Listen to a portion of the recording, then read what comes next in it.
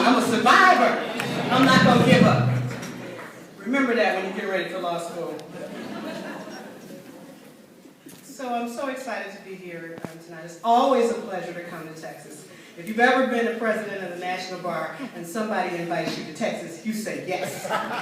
You say yes, because when you get here, they're going to treat you like you are the president. And so you will come back whenever they want you to, and they should like send out things to other people, say, if you come to Texas, we will treat you well, and so people come back.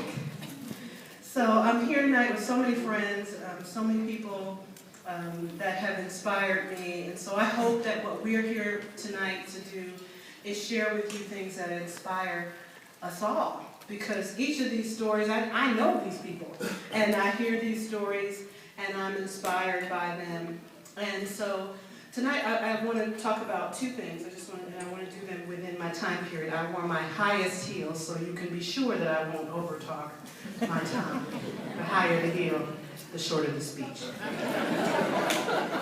So tonight, when we think about, I just want to leave you all with this thought. Everywhere you go now, people are saying there's too many lawyers. Right? Empirically, there's too many of them.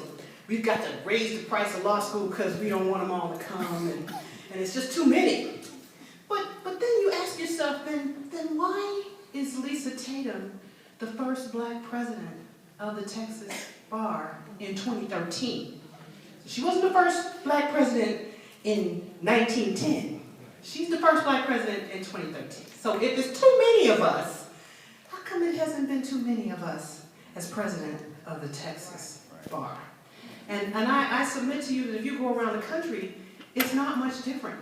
At the National Bar Association, we virtually have all the first black presidents of every state bar in the country, and it's not 10 of us. I'm one of them from D.C., and people keep saying it's too many, but when I get to court on the multi-million-dollar case, I don't see no black people. I don't always see a black judge, and I certainly don't see a lot of black lawyers on the other side. And so, we have to start asking ourselves different questions. You see what I'm saying? Because we use the questions that people are giving us, then we would just stay home, right? Don't apply, because it's too many of y'all, just don't apply. And so you have to ask yourself, who decides? Who decides whether you make your dream come true? Who decides whether you get to be the next Johnny Cochran or the next Jill Cochran? Who decides, you or someone else? And I'm going to tell you what a mentor told me once. If you don't have a plan, you're part of somebody else's plan. And I'm going to tell you something, as a black woman in America, when I'm part of somebody else's plan, bad things happen. I have to have my own plan all the time. Sometimes I have to have plan B and a plan C. But I can't let anybody else's plan be my plan. I'm from Buffalo, New York, and I didn't have any lawyers in my family. We didn't even know no lawyers. And it's a good thing. It means we didn't have no big problems. But I decided to go to law school after I went to Georgetown. And my parents were like, you don't want to work? We paid all that money for Georgetown and you don't want to work? They were looking at me like something's wrong with me. And I went to work for AT&T. And while I was there, at that time, it was the largest company in the whole wide world. And they paid my phone bill. It was just great. You have a job where you pay your phone bill. Pay your long distance. Pay everything. Your parents live in another state, that's a good thing. So I took this job, and while I was there, I noticed that they had 4 black vice presidents. Now, this is a company that probably had 30 black vice presidents, but they only had 4 black ones, and they were all men. And guess what these 4 men had in common? They were all lawyers. And what's one of the degrees that AT&T would not pay for? 2 degrees they wouldn't pay for. A medical degree, and you can understand that at AT&T, that they don't need any doctors. But you couldn't understand why they didn't need any lawyers, because the 4 black men who were vice presidents were all lawyers. And so after I went to law school, I had the chance to meet at least 2 of them. And they all said to me, well, you were very wise, because you're absolutely right. We would not have been vice presidents if we didn't have that law degree. So pretty much I don't listen to what people are saying to me. I'm watching what they're doing, right? Because if they're saying that you don't apply, but their kids are going, then you need to not be listening to what they say, but what they do. And as long as this country is America, we will need lawyers. And as long as we have problems, with having to fight for voting rights that are quintessentially American rights, we will have a need for black lawyers. Because for some reason, people don't remember what happened on the Edmund Pettus Bridge. People don't remember that people died so that we could have the right to vote. And the reason why we need the right to vote is because with the right to vote, we can pick a better police chief to make sure our children aren't gunned down in the streets. We can pick a better board of education to make sure that our children get a better education. We can make sure that we have a better health care system for our communities. But yet, we'd rather spend more money for IDs than to fix health care or to fix education. It's not broken. There is no voter fraud. Nobody's proved it. Nobody's seen it. It's like a unicorn. But we're going to fix it. We're going to make sure that when the unicorn comes, we're ready. And so that's what it's like to be a lawyer. You get to put your fingerprints over all kinds of things. And I have wonderful stories about interviewing back in my hometown of Buffalo, New York, and I love this story.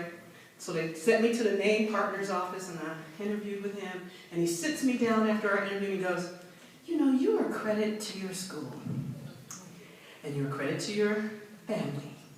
Now, he didn't go quite to the next one, but he did say I should go help my people. Now, I don't know if he meant I should go be general counsel of the NAACP, but I would love to be able to share that with him. I'm sure that's not what he had in mind. So I got right back on my plane and went back to D.C., which is clearly where I belonged. And I never went back there to practice. But I say that to you to say, you decide. You decide.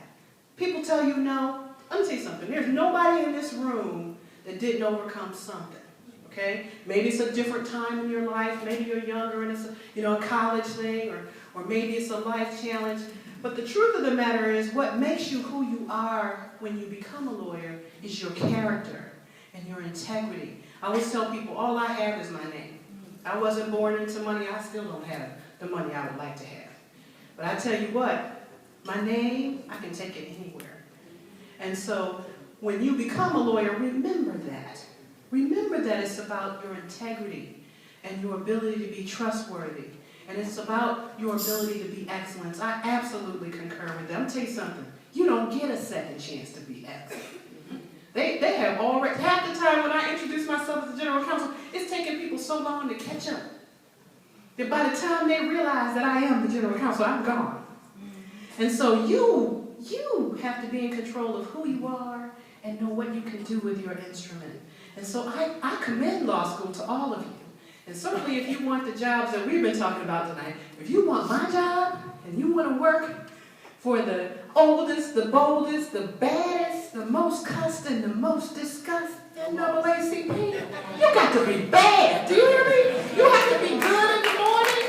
You have to be good in the middle of the night. You have to come up with solutions when there was no solution. You have to go back and you have to read about what Thurgood Marshall did. So I can say, okay, I might need to do this too. And so you know, if this is what you want to do, you have to do it as excellent you. And you have to be able to come back from setbacks and comebacks and set-asides. And, you just have to decide that you won't be denied. And that's what it's like to go to law school. You have to decide that you won't be denied. And I always say, there's no testimony without a test. There's no triumph without a trial. And they don't make diamonds unless there's fire. So if you want to go to law school, be ready for all of that. Thank you.